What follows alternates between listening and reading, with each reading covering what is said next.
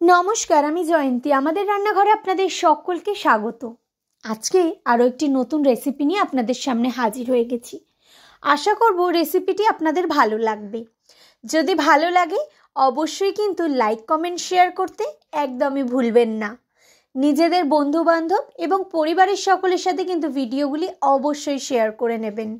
আর যারা যারা এখনও পর্যন্ত চ্যানেলটি সাবস্ক্রাইব করেননি তাদের কাছে রিকোয়েস্ট করব, প্লিজ চ্যানেলটি সাবস্ক্রাইব করে নিয়ে পাশে থাকা বেল বাটনটি কিন্তু অবশ্যই প্রেস করে দেবেন। তাহলেই কিন্তু প্রথম নোটিফিকেশান আপনাদের কাছে পৌঁছে যাবে।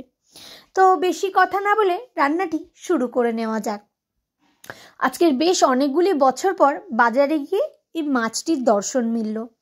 তো ভাবলাম বেশ অনেক বছর আগে খাওয়া হয়েছিল, তা আজকে বাজার থেকে নিয়ে যাই এবং এই রেসিপিটি বানাই এবং আপনাদের সাথে এই রেসিপিটা শেয়ার করে নিই। তো কী মাছের রেসিপি চলুন দেখে নেওয়া যাক। তো এই যে দেখছেন, এই মাছটি কী মাছ বলুন তো আপনারা? যারা যারা চেনেন না তাদের উদ্দেশ্যে বলে দিই, এটা হলো শঙ্কর মাছ। তো এখানে শঙ্কর মাছ নিয়ে নিয়েছিলাম, ভালো করে শঙ্কর মাছটা ধুয়ে নিয়েছি। এরপর শঙ্কর মাছের মধ্যে হলুদ এবং নুন মাখিয়ে নেব। বেশ অনেকগুলি বছর পরেই কিন্তু এই শঙ্কর মাছের দর্শন মিলল। সেই কারণে ওই যে বলে না, অনেক দিন না খাওয়ার পরে খেলে একটা যেন কীরকম ভাব লাগে, তো আমি একটু ভয়ে ভয়ে কিন্তু আজকে বাজার থেকে শঙ্কর মাছটা এনেছিলাম। কেন কি মনে হচ্ছিল যে যেহেতু এতগুলো বছর খাইনি, যদি ভালো না লাগে বা যদি কোনো গন্ধ মনে হয় বা কিছু খারাপ লাগে তাহলে তো খাওয়াই যাবে না, তো এই জন্য অল্প করেই নিয়ে এসেছিলাম। তো ভালো করে কিন্তু এর মধ্যে আমরা নুন হলুদ মাখিয়ে নিচ্ছি। তো এই গল্প করতে করতেই কিন্তু আজকে রান্নাটি সম্পূর্ণ করব। তো এদিকে কড়াইতে আমি দিয়ে দিয়েছি পরিমাণ অনুযায়ী সর্ষের তেল। যে কোনো মাছ মাংস রান্নার ক্ষেত্রে কিন্তু সর্ষের তেলে জুড়ি মেলা ভার। কেন জানি না, আমার মনে হয় যে চিকেন বলুন বা মাটন বলুন, এছাড়াও যে কোনো মাছ, তার ক্ষেত্রে কিন্তু এই ভাজার জন্য কেন জানি না এই সর্ষের তেলটাই যেন আমার মনে হয় বেশি ভালো। কিন্তু আবার চিলি চিকেনের ক্ষেত্রে কিন্তু আমরা সাদা তেলটা ব্যবহার করি, কিন্তু তা হলেও চিকেন মাটন যখনই রান্না করি বা মাছ রান্না করি, সর্ষের তেলের কিন্তু এর স্বাদটা আরও বাড়িয়ে দেয়। তো তেলটা গরম হয়ে যেতে একে একে মাছের টুকরোগুলি দিয়ে মাছটা ভেজে নিলাম। একটু লাল লাল করে ভেজে নিয়েছি মাছগুলি। তো মাছগুলো ভাজা হয়ে গেছে, এরপর পালা আলুগুলো ভেজে নেওয়া। তো এই যে ডুমডুম করে আলু কেটে নিয়েছিলাম, এই আলুটাও কিন্তু তেলের মধ্যে দিয়ে এবং এর মধ্যে নুন এবং হলুদ দিয়ে আলুটাও কিন্তু ভাজা ভাজা করে নেব। তো আপনারা কারা কারা শঙ্কর মাছ খেতে পছন্দ করেন অবশ্যই কিন্তু আমাকে কমেন্টস করে জানাবেন। আমি কিন্তু এই শঙ্কর মাছটা বেশ ছোটোবেলায় খেয়েছিলাম এবং তারপর বেশ অনেকগুলি বছর পর আজকে বাজারে যেই দেখা মিলল অমনি নিয়ে চলে এসেছিলাম এই শঙ্কর মাছটা। তো এর মধ্যে এরপর আলু ভেজে নিয়ে তুলে নেওয়ার পর ওই তেলের মধ্যেই আমি ফোড়নে দিয়ে দিলাম গোটা জিরে, তেজপাতা, গোটা গরম মশলা এবং তার সাথে কিন্তু একটা বড় শুকনো লঙ্কা দিয়ে দিয়েছিলাম। তারপর ফোড়নটা একটু নাড়াটালা করে এর মধ্যে এই যে কুচিয়ে রাখা পেঁয়াজগুলো দিয়ে দিলাম। পেঁয়াজটা একটু নাড়াটালা করে একটু ভাজা ভাজা করে নিয়ে এরপরে দিয়ে দিলাম রসুন। রসুনটা কিন্তু আমরা গ্রেটারে গ্রেট করে নিয়েছিলাম। একটু বেশ এই যে শঙ্কর মাছটা যে এখন রান্না হয়, একটু কিন্তু বেশ ভালো করে তেল মশলা দিয়ে রান্না করতে হয়। এটা কিন্তু আবার অন্যরকমভাবে বা একটু হালকা পাতলা করলে একদমই এর টেস্ট ভালো হয় না। আমি যখন ছোটোবেলায় খেয়েছিলাম ঠিক এইভাবেই খেয়েছিলাম, তো সেই জন্য আজকে কিন্তু আমি ঠিক একইভাবেই বানালাম। তো এখানে দেখতেই পাচ্ছেন বেশ ভালো করে কিন্তু একটু নাড়াটালা করে আমি রসুনটা এখন ভেজে নিচ্ছি।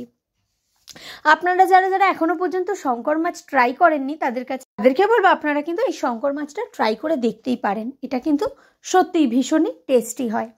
তো এরপরে দিয়ে দিলাম আদাটাও কিন্তু আমরা গ্রেটারে গ্রেট করে নিয়েছিলাম। এবার কিন্তু একটু ভালো করে নাড়াটালা করে ভালো করে কিন্তু এই মশলাটা ভাজা ভাজা করে নেব। রান্নাটি কিন্তু মোটের ওপরে কিন্তু বেশ ভালোই স্বাদ হয়েছিল। তারপর এখানে কাঁচা লঙ্কা দিয়ে দিয়েছিলাম, দিয়ে একটু নাড়াটালা করে নিয়ে এরপরে মশলা দিলাম। তো প্রতিবারের ন্যায় এইবারেও কিন্তু মশলা আমি জলে গুলে ব্যবহার করছি। এখানে রয়েছে হলুদ গুঁড়ো, জিরে গুঁড়ো, ধনে গুঁড়ো, রয়েছে কাশ্মীরি লঙ্কার গুঁড়ো আর রয়েছে পরিমাণ মতো নুন। তো এটা দিয়ে আমরা ভালো করে কিন্তু মশলাটা কষিয়ে নেব। ঠিক শঙ্কর মাছ রান্নাটা না অনেকটা যেমন আমরা মাংস রান্না করি ঠিক সেই রকমই কিছুটা। তো ওরকমভাবেই কিন্তু বানিয়ে নিচ্ছি আজকে। আর এটা কিন্তু এই একটা প্রসেসই আছে শঙ্কর মাছ, মানে এটা আমার জানা যে শঙ্কর মাছটা কিন্তু মাংসের মতনই রান্না করতে হয়, আর কোনোভাবে রান্না করা যায় কি না আমার কিন্তু জানা নেই। তো সেই জন্য আমি এইভাবেই ছোটোবেলায় খেয়েছিলাম, তো আজকেও কিন্তু এইভাবেই শঙ্কর মাছটা আমি তৈরি করছি। তো একটু মশলাটা ভালো করে নাড়াটালা করে ভাজা ভাজা করে নিয়েছি। কষে গেছে যখন মশলাটা, এই যে একটু তেল ছেড়ে এসছে দেখতে পাচ্ছেন, তখন কিন্তু আমরা এখানে টুকরো করে রাখা টমেটোটা দিয়ে দিলাম। টমেটোটা দিয়েও একটু ভালো করে কিন্তু নাড়াটালা করে একটু কষিয়ে নেব। এবং এই যে ভালো করে যখন টমেটোটা একদমই সেদ্ধ হয়ে মিশে গেছে এবং ভালোভাবে মশলাটা কষানো হয়ে গেছে, এই যে দেখছেন সাইড দিয়ে একটু তেলও ছেড়ে আসছে, ঠিক সেই সময় কিন্তু এর মধ্যে আমরা দিয়ে দেবো জল। দিয়ে ভালো করে কিন্তু মশলাটা আমরা ফুটিয়ে নেব বা সেদ্ধ করে নেব। এবং তারপরে কিন্তু যেহেতু যেমন আমরা চিকেন বানাই বললাম, খুব বেশি পাতলা ঝোল থাকবে না, কিন্তু তাও একটু নমিনাল তো ঝোল রাখতেই হয়।